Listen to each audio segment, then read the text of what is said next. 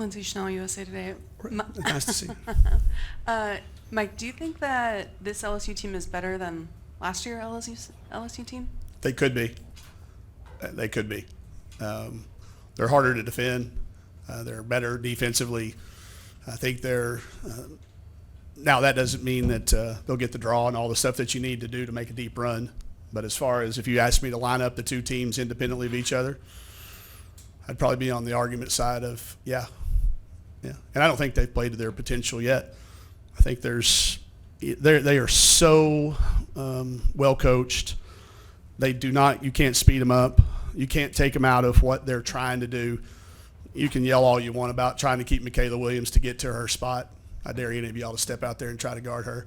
Can't do it. She gets to her spots as good as any kid since Maya Moore, in my opinion.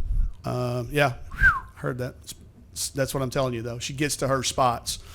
Reese, I think, has kind of let this team develop. She's kind of doing her thing, and she's kind of let everybody fill in their roles. And this is just the outsider looking in. I'm not trying to coach Kim Mulkey's team. I can't. It's hard enough to coach in our own, but you asked the question, so hopefully I answered it.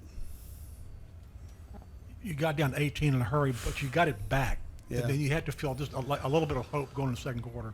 Yeah, and we have had a notoriously slow starting team.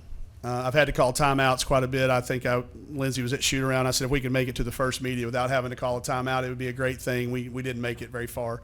This crowd is amazing. They're on you.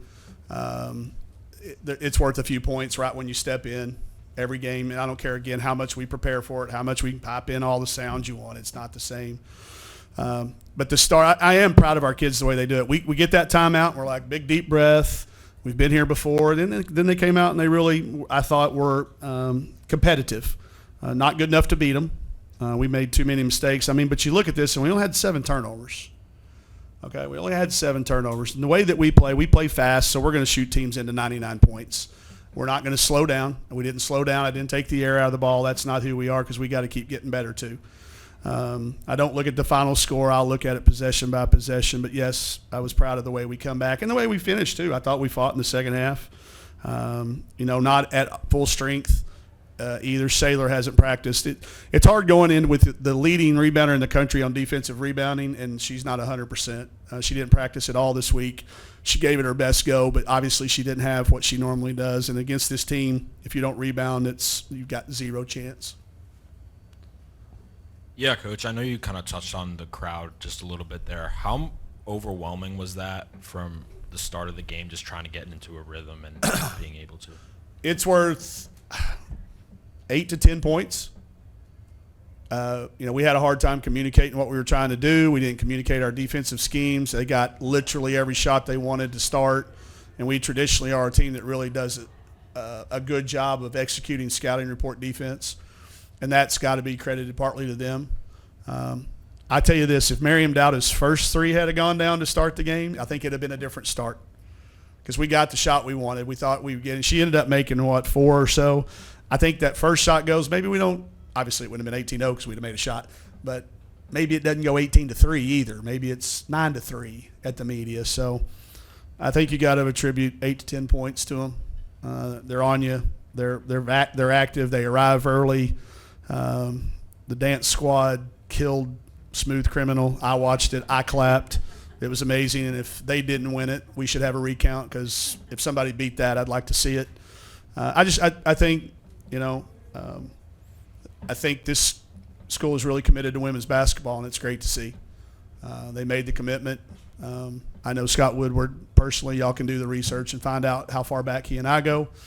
I'll save you the research. He hired me at Washington. So I know how important he takes women's basketball, and we're thankful for ADs like him and Hunter at Arkansas that do take women's basketball serious. This crowd has come back out, and it is a place that when you get that schedule, you look at it and you're just hoping you're not at LSU. But we are this year. Coach, in the middle, how did LSU guard you on the 3-point line? Well, they ran at us. They did a really good job of when we would make the extra pass, there was somebody coming and getting in our face. Whether it was Flauget reading the next pass or whether it was Michaela reading it or Haley, juking and jiving and keeping you from making the pass. They got our hands on a bunch of balls early. Like, we were open and we were trying to make the right pass, but man, they were disruptive. And that's a Bob Starkey coach defense. You know, I've coached against Bob at a lot of different places, and the one thing you can count on is he's going to take away your A and B. And if you can beat him with C, good luck. But I thought they did a good job of executing, and they tipped a lot of balls when we were trying to make the right pass, and we were open, but you just couldn't. And then it floated. But to me, that goes towards talking about how this team is so sound offensively and defensively. It's both sides of the ball. There's not a one side you can focus on with them.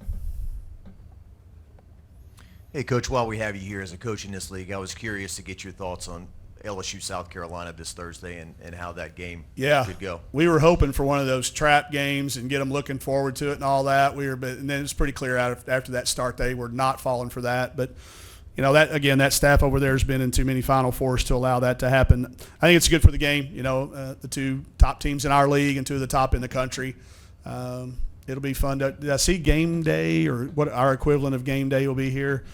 You know, the number of eyes that are on women's basketball right now, you know, going from the Final Four that LSU won, is the most watched women's sporting events, period, not just basketball. So I think continuing to get eyes on our game, getting them a chance to see kids like LSU has, and some young kids that we have too. We got a lot of sophomores and freshmen. They're going to be around for a long time.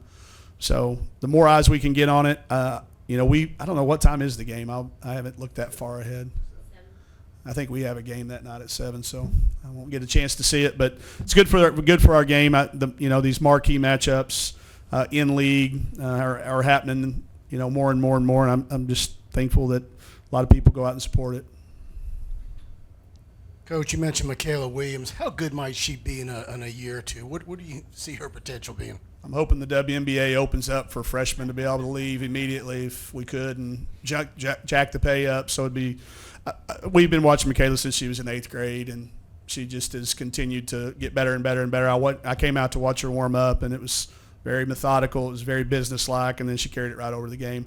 I think the sky's the limit for her. How hard she'll you know, work at it, and knowing what I know, that's going to be really hard. So I think this is a kid that, you know, I've had a lot of great players here. There's a lot of big names hanging up in that rafter, but if the 4 years thing stays mandatory, there's, you know, there be a watch party anyway to see how she continues. But I think through her freshman year, you got to get her in that conversation.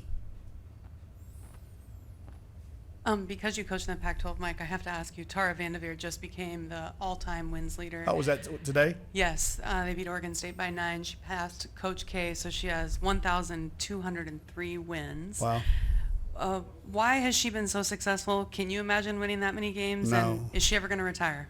I don't know. As long as she wants to coach, let her coach. She's so awesome for our game. I lost count how many of those wins are against our teams. I did get her in ping pong, though, one time at the Pac-12 meeting, so I'd like to make sure that's noted someplace. I'm 1-0 ping pong was. You know, I think because she's been so steady, she's been such a person that just was good for the game. She was always out for the good of the game, not always the good for her team or her current situation.